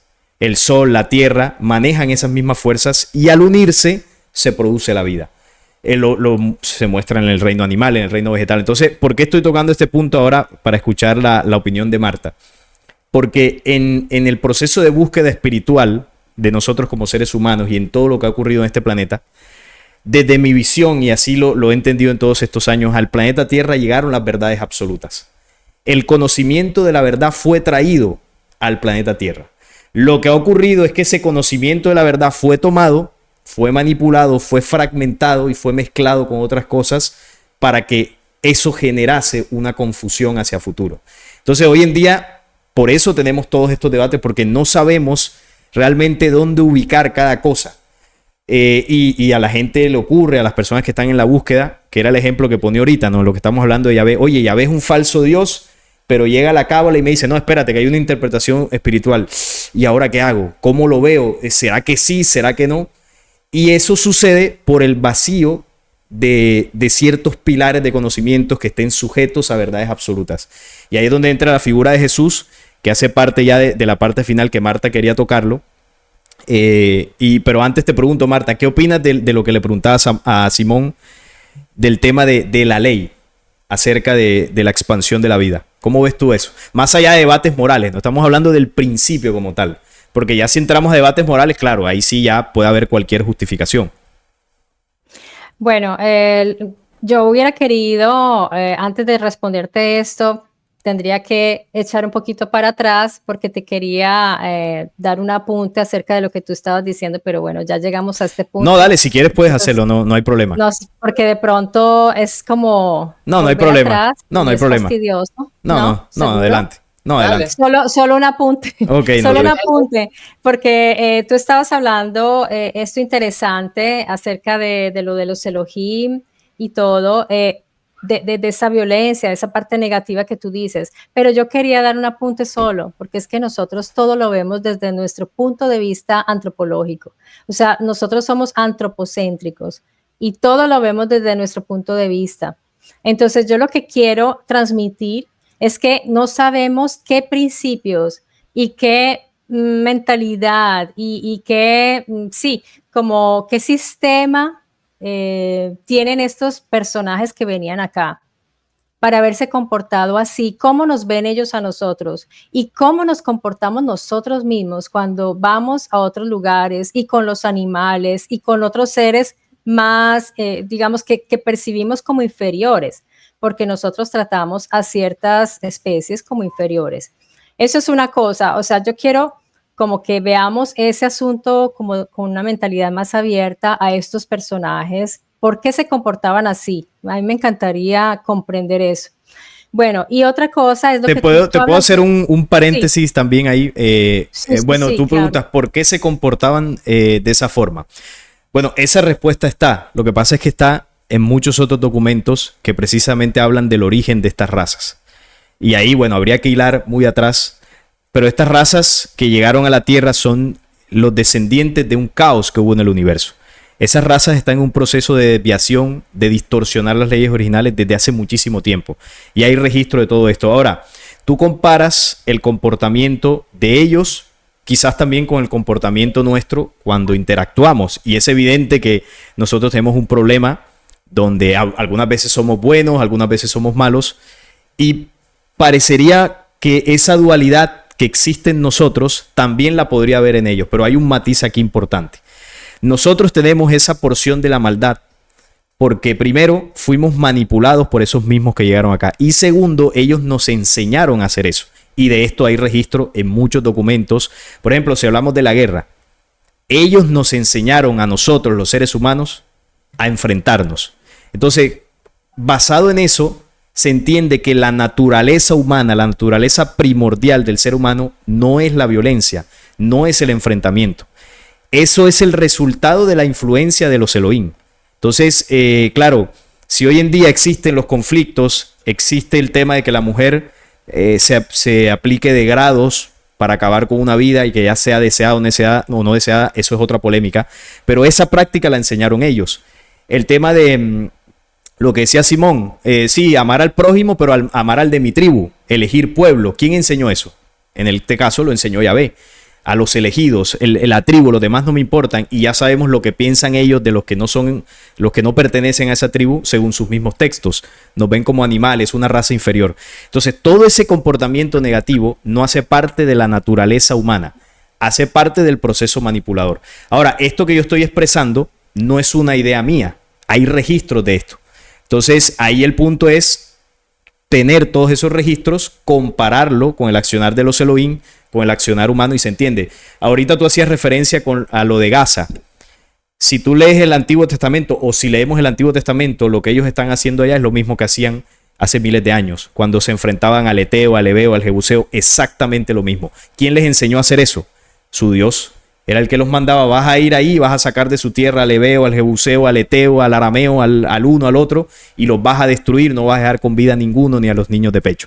Entonces es un comportamiento derivado de mandatos de estos seres que manipularon a la humanidad. Ahora el punto está, cuando el ser humano se da cuenta que esto es así y lo sigue haciendo, ahí sí hay una maldad con una intención, bueno, de seguir destruyéndose. Pero el origen, la maldad de eso no es natural en el ser humano. Eso fue aprendido, fue heredado y fue casi que impuesto, por así decirlo. Ese era el paréntesis que quería acotar ahí y no sé si de pronto quieres acotar algo más o pasar a la parte de la pregunta que le hacía. No, yo dejo así que, bueno, esa es tu idea, digamos, es la idea que tú das. Aquí podríamos estar horas a discutir. Entonces que eso es lo interesante, sí. Este es un gran ejemplo de partiendo de distintas formas. Claro, y sería otro video, porque son discusiones interesantes. Sí. Tú hablas de una ley, ¿no? Como una verdad absoluta en cuanto a lo que es la reproducción, me parece entender, de los opuestos. Y esto es algo que yo medito mucho porque precisamente hoy en día estamos viendo estas ideologías actualmente que están prácticamente destruyendo la familia, están haciendo mucho daño y yo misma hice en mi canal una crítica de eso.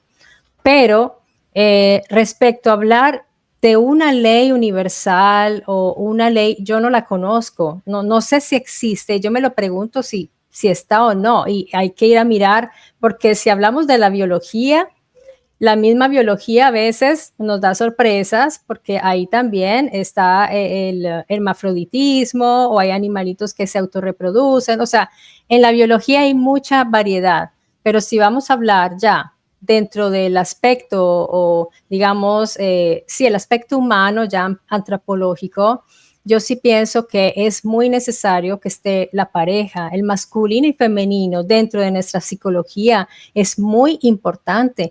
Y yo no estoy de acuerdo con las adopciones, por ejemplo, de parejas, como bien lo decía un youtuber el otro día, no son parejas, son pares.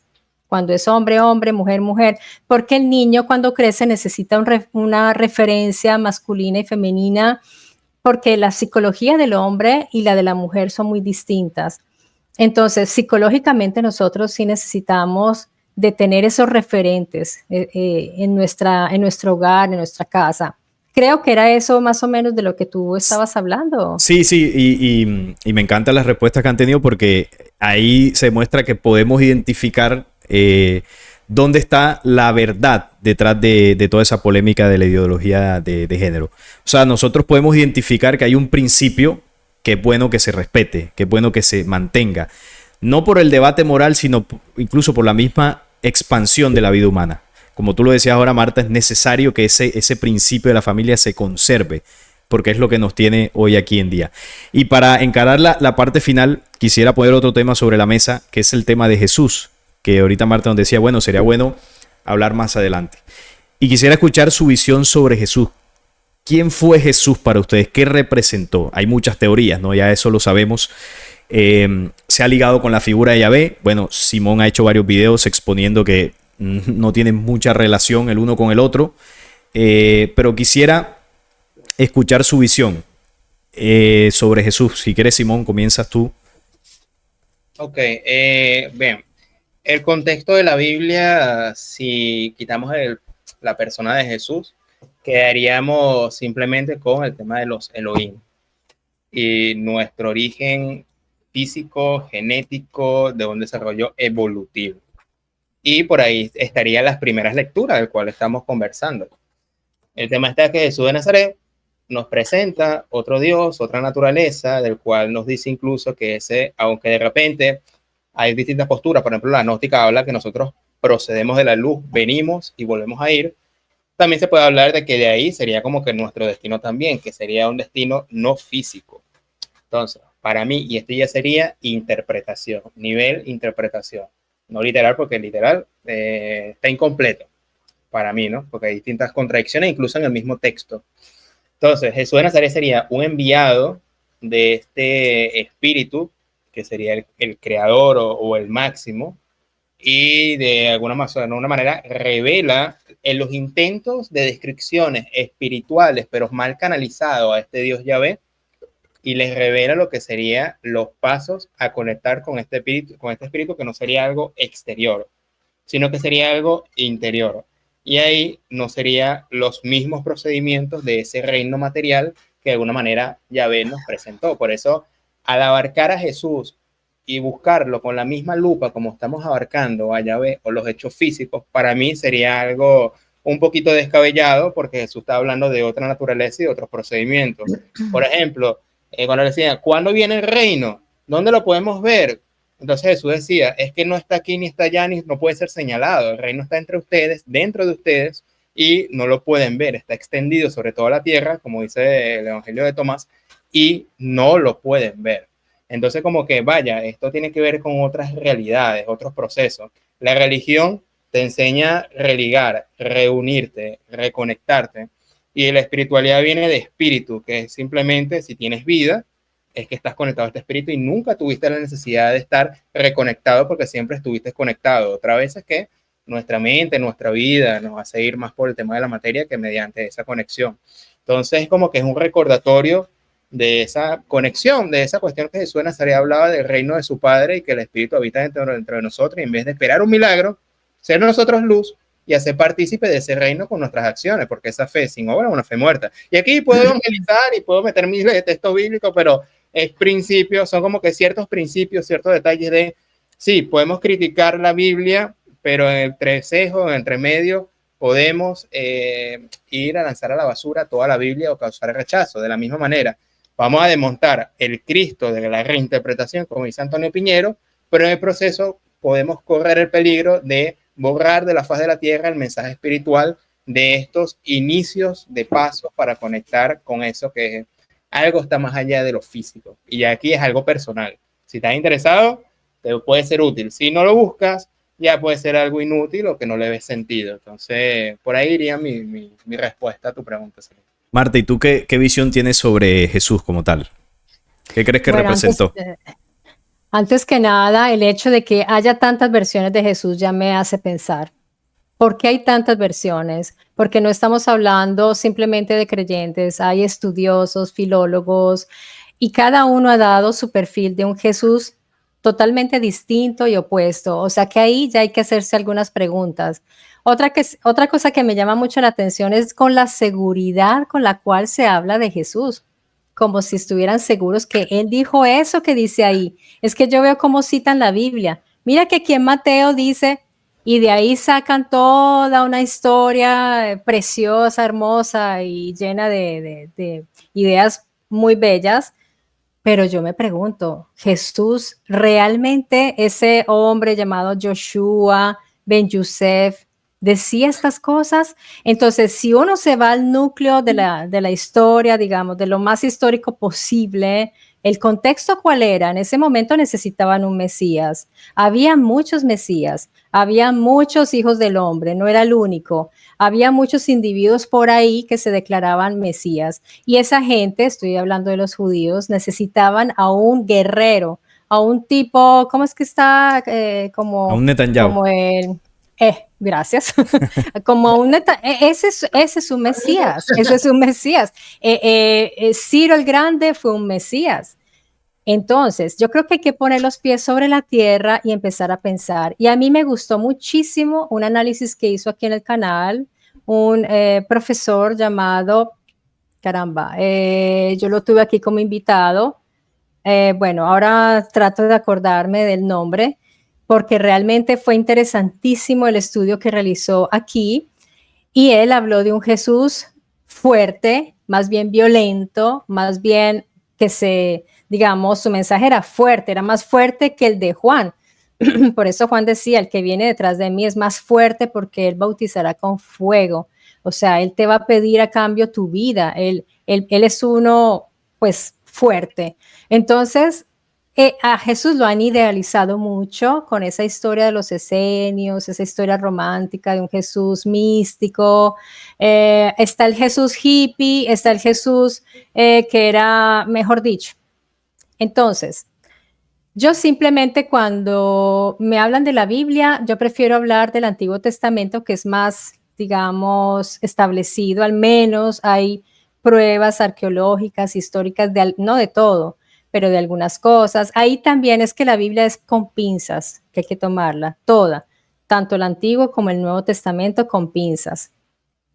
Entonces, simplemente la Biblia para mí es lo mismo, es un instrumento de estudio, es interesante, pero es solo una porcioncita mínima de toda la realidad, digamos, de creyentes en el mundo, porque si tú vas a Japón, a China, a la India, ¿quién es Jesús? Allá no tienen estas corrientes de creencias. Nosotros pensamos que la Biblia lo es todo y la citamos, pero es solamente aquí en Occidente y en Medio Oriente para algunas personas.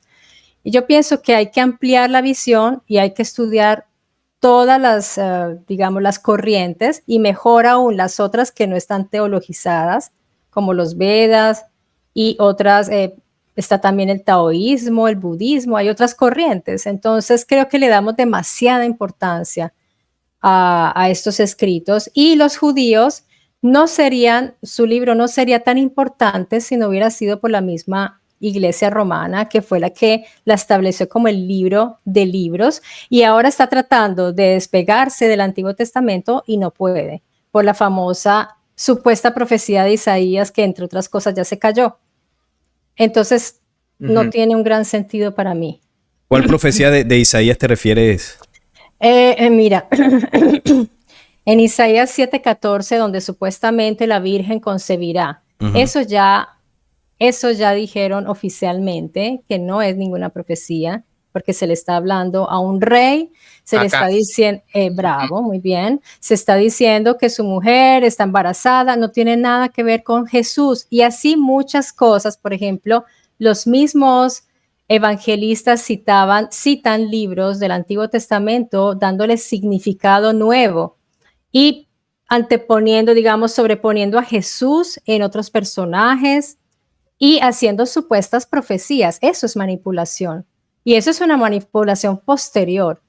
Entonces, por eso yo con el Nuevo Testamento no trato de no vincularme mucho, porque ahí no hay nada, o sea, no hay piso. Es muy difícil, no se sabe ni quiénes son los autores de esos libros. Bueno, con el Antiguo Testamento pasan cosas parecidas también. Por ejemplo, el Pentateuco no se sabe bien quién lo escribió, se dice que fue Moisés. Pasa un poco lo mismo. Lo que pasa es que en el tema de Jesús ocurre algo muy curioso. Yo creo que aquí hay que tener en cuenta algo, ¿no? O sea, en este planeta hay un poder que comanda, voy a decirlo así para que se entienda. Y ese poder que comanda está muy relacionado, está muy cercano al mismo pueblo que eligió Yahvé. Con una investigación sencilla uno se da cuenta. Los dueños de los bancos, los dueños de los medios de comunicación, quienes han fomentado la guerra, las familias más poderosas. Si tú haces una investigación que se puede comprobar en una hora en internet y en documentos, tantos eruditos, estudiosos que han hablado de esto, todos los caminos te llevan a Roma. En este caso, todos los caminos te llevan al pueblo elegido de Yahvé. Ellos son los que comandan el poder mundial. Ellos son incluso los que le imprimen el dólar a los Estados Unidos en la Reserva Federal. Entonces, claro, hay un pueblo dominante que tiene una promesa de un Dios que les dijo que les iba a dar una tierra, que incluso esas promesas las sacan ellos a relucir. Cuando usted escucha hablando a Netanyahu, lo dicen abiertamente, y ellos tienen un claro plan de dominio mundial. Entonces, ¿qué pasa? Que esta gente tiene un propósito muy claro de dominar las naciones, de traer a su Mesías y reconstruir su tercer templo. No es algo que en este caso me haya inventado yo, es algo que dicen ellos abiertamente.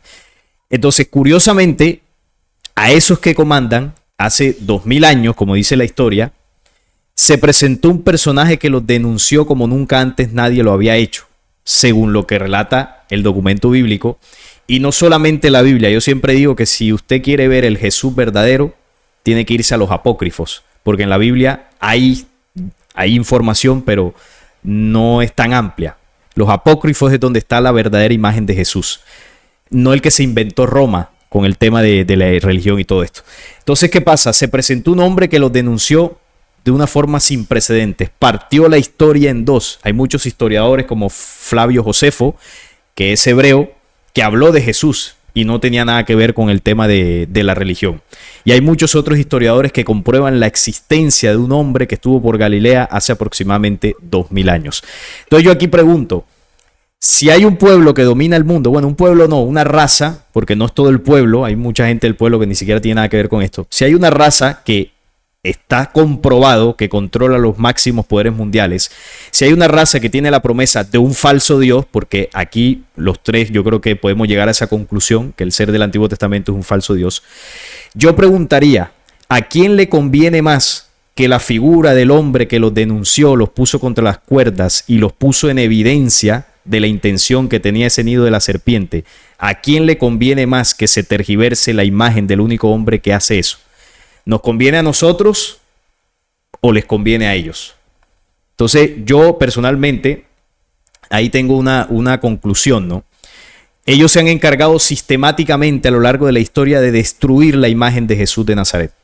Sistemáticamente lo han hecho. Se han inventado cosas, han manipulado los textos, se han inventado que no existió, se han inventado que tuvo esposa, se han inventado, bueno, una cantidad de cosas.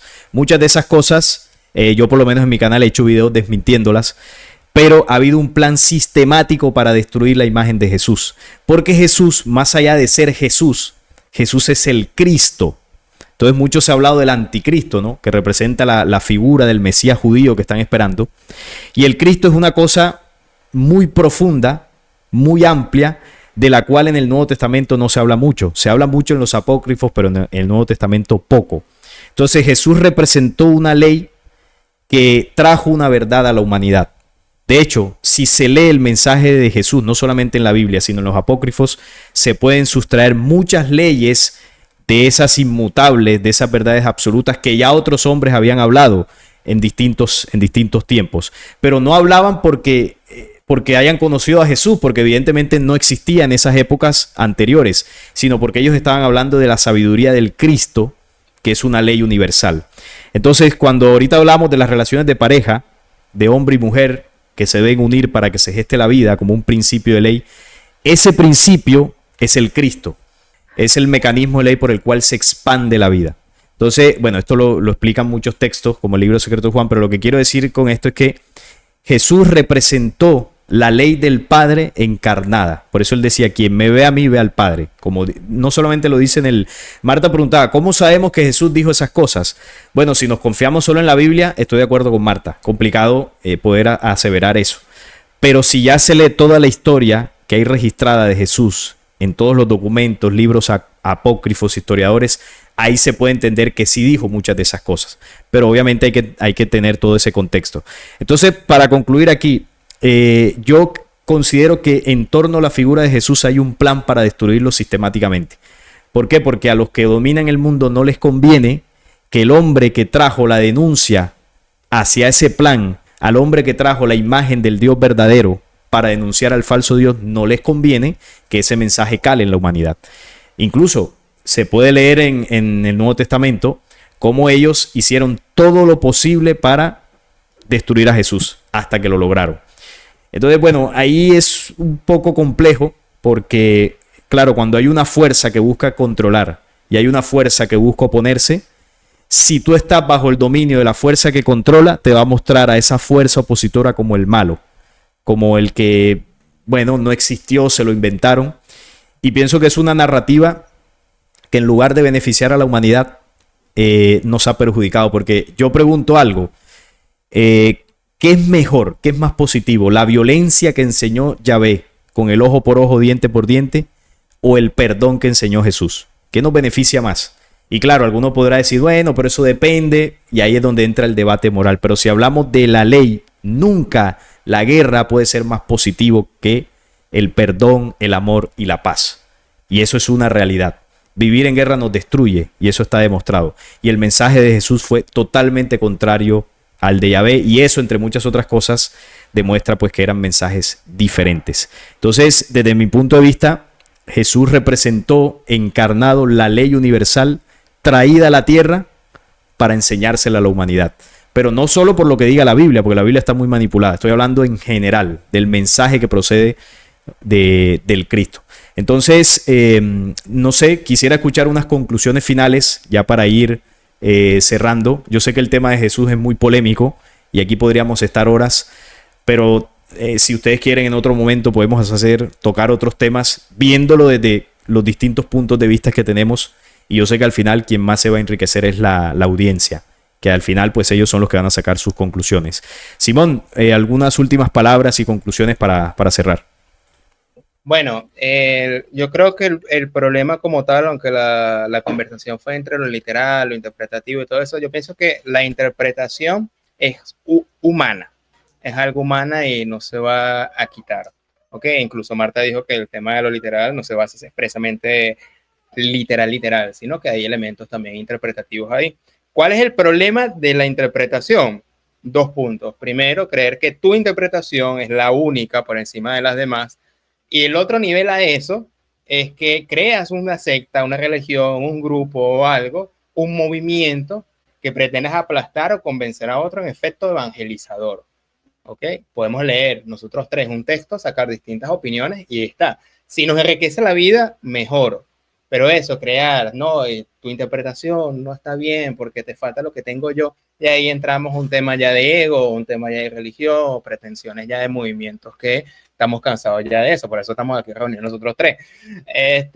El segundo punto como conclusión es, claro, como el tema de Jesús es complejo, y no sabemos exactamente qué palabras sí, qué palabras no, como dice Marta, y razones hay por montón a nivel académico, es simplemente de leer y colocar en experiencia, es decir, intentar en nuestra vida práctica aquellos elementos que son prácticos y ver o juzgar en este caso mediante el fruto. Si ese fruto o esa práctica es buena y te trae algo positivo, tómalo como una verdad personal. Yo sé que es la verdad, el tema absoluto y tal, eso trae discusiones, pero si nos trae algo positivo para nuestra vida y algo ahí interesante. Que Jesús no fue el único que lo dijo, que lo hizo otras culturas, etcétera, es también esta discusión, porque ya es algo más personal si tomamos a Jesús o no como una figura central en nuestra vida o no, ya ese es algo personal. Imponérselo a las otras personas, ese es el problema. ¿Ok? Entonces ahí entra el tema de los movimientos y es invitar a ese tema de la experiencia personal, porque ya estos son elementos espirituales que ya no tienen que ver con un tema de convencimiento intelectual, porque pueden pasar cosas incluso hasta paranormales, que puede ser hasta otro podcast, que tú dices, vaya, esto ya no tiene nada que ver con la razón. Y como último punto es el tema de quitar de la jerga, y eso está en temas más de los que hablan en la espiritualidad, el tema de despiertos y dormidos. Inevitablemente eso va a tema de exclusión. No, yo estoy despierto. Totalmente de acuerdo, sí. Sí. Entonces, claro, hay como un clasismo ahí de autoconvencimiento, que yo tengo la verdad que fue el primer punto. Entonces, ¿cómo yo personalmente solucioné eso? Tema es, hay personas interesadas y personas no interesadas. Personas que están interesadas y pueden buscarle utilidad a una cierta información, y personas que no están interesadas y por el cual no le va a dar enfoque a esa energía. Por ejemplo, yo tengo amistades que yo no hablo con esto de manera profunda como lo hemos hecho aquí en una hora, pero no por eso yo me voy a creer un despierto del cual los voy a convencer a ellos, los voy a excluir o no, mira, no me hables a menos que hablemos de estos temas, de los Elohim o de la espiritualidad. No, porque la vida no se trata necesariamente de estos temas, se trata de cómo mejorarnos dentro de las aparentes trivialidades, que en el fondo es buscar el trasfondo humano. Yo diría más allá, ya la manera personal, el trasfondo espiritual con la excusa de los términos humanos. Entonces, por ahí sería mi conclusión de toda esta hora de conversación con ustedes dos. Muy interesante, gracias Simón. Marta, ¿cuál sería tu conclusión para cerrar este diálogo tan nutritivo, ¿no? Para todos. Sí, excelente. Pues mi conclusión es que no hay conclusión, sino que queda todo, digamos, quedan las puertas abiertas. Y yo invitaría a todas las personas que nos hayan acompañado, que sigan investigando, que no se queden con lo que ven en el canal de Salim, de Simón o el mío, sino que continúen sus búsquedas, sus investigaciones, y que cuando nos escuchen hablar de un tema, o digamos que de pronto ustedes entran en conflicto porque dicen, ¿por qué me está hablando de este tema? Si se supone que es de este otro, ustedes pueden preguntar, pueden consultar. Nosotros estamos dispuestos a responderles todas sus inquietudes y entender que entre las diferencias, pues no es nada, no son ataques personales, sino que nosotros en realidad les tenemos mucho aprecio a nuestros seguidores, y por eso estamos aquí.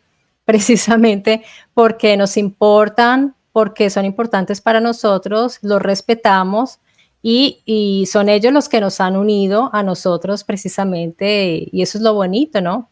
Tener ese intercambio. Claro que sí, y como tú decías, estamos aquí por eso, para también transmitir un mensaje que a veces en las audiencias siento que no se interpreta bien. A veces se piensa que porque en varios temas podemos opinar diferente, entonces tenemos que estar divididos, ¿no? Yo tomo el bando de Simón, tomo el bando de Salim, el bando de Marta, y realmente lo que nosotros exponemos son nuestras convicciones, nuestras investigaciones, pero ya después a nivel ya de personas, yo por ejemplo con Simón, con Marta no tengo ningún tipo de inconveniente. Exacto. Podemos hablar de lo que sea, nosotros a veces tenemos conversaciones en privado de otros temas. Y para nada nosotros nos ponemos a discutir más allá de este tema de YouTube por ciertas temáticas. Podemos compartir opiniones, pero no hay ningún tipo de división, y ese es el mensaje importante, ¿no? Que las personas que nos siguen pues tampoco lo tengan. Si resuenan más con una postura, pues adelante con eso, que les impulse a investigar, a seguir aprendiendo, pero nunca a dividirse ni a tomar bandos fanáticos por defender una idea u otra, porque ya pues yo creo que estamos bastante saturados de esa situación. Entonces yo agradecerles a Simón y a Marta por pasarse por el canal. Les recuerdo Mystery Channel, el canal de Marta, y Proyecto Orión, el canal de Simón, para que los que no los conozcan vayan a echarle un vistazo. Investigaciones excelentísimas que tienen ellos allí. Y bueno, muchas gracias a todos los que estuvieron también ahí conectados viendo este podcast. Y nada, espero que les haya gustado. Y si fue así, nos hacen saber ahí en comentarios con sus likes. Y nos vemos en una próxima ocasión. Chao. Chao a todos, abrazos.